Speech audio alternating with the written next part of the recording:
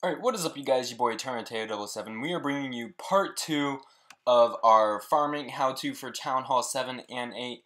And this is fairly simple. I'm just showing you how it can be effective for collector raids on this one. And then the next one, we are going to show you how to go after vault bases.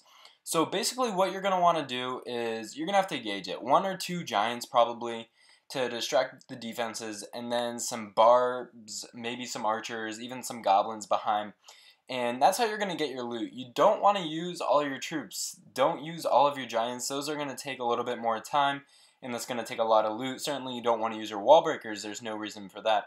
But see, I just put 2 giants over here. They're going to distract the defenses long enough for my goblins and barch to be able to take all the money. And as you can see, we've already gotten a good bit of loot, 170,000 of each. There's one more side we're going to tackle, and we're going to put 2 giants down again to distract both those point defenses, and then followed up with barch, and then I put my goblins in. The reason I put my goblins in last is because I want to make sure those mortars aren't going to hit them, and as you can see, there's definitely plenty to pick that all off.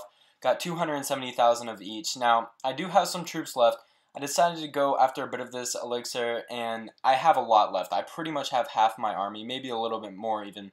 But to do that, if you are going to go in the middle, just put some barbs and archers on the sides. You still want to clear out that stuff to make your funnel like we talked in the original video. Putting 1 giant down to test for a trap, and this is on any funnel base.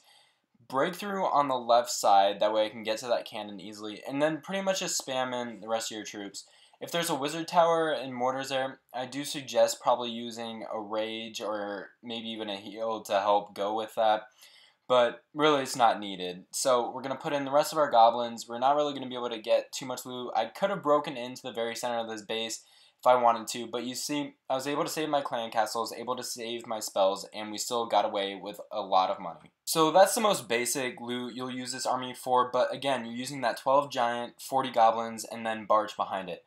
This base is pretty simple as well. There are a few different tricks you need to use with it though.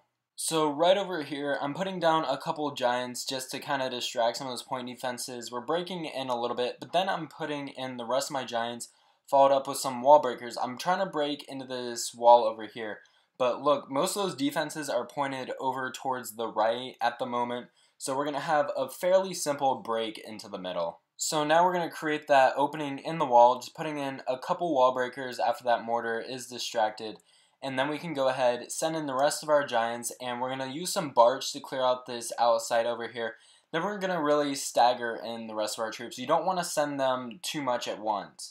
Once our barch army clears out this side, they'll have the green light to go ahead and start targeting some of these point defenses, and then we can start sending in some of our goblins. We're putting a heal spell down here, and look what that heal spell is doing. It's negating all 3 mortars and this wizard tower that is sitting right here. So those goblins they're going to be safe throughout taking these storages out, and we know they have that double damage, so they're going to do a great job of getting all of that money for us. Our barch is following up behind. They're going to start working on some of these defenses over here, and just throwing in that clan castle. I like to have those minions in there as always. It's almost like a BAM, and what BAM does real quick is the barbs, they'll go out in front, act as your meat shield. In this case, we have giants as well.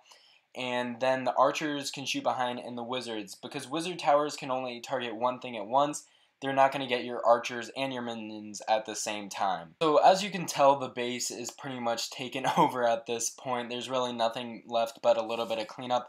And it's really just those basic fundamentals. You want to put your meat shield in front. You want to stagger in the troops that you're supposed to, and make sure you're doing the funneling. It's not something where you can just spam in your troops and hope for good results. So I hope these tutorials did help you out. If you didn't watch the first episode already, that shows the more difficult bases. This episode was the simpler ones.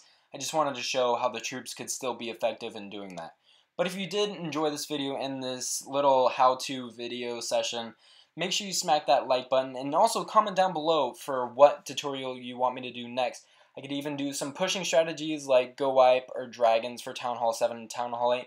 But for now, thank all of you for watching. Make sure you like, comment, subscribe, and I'll be back.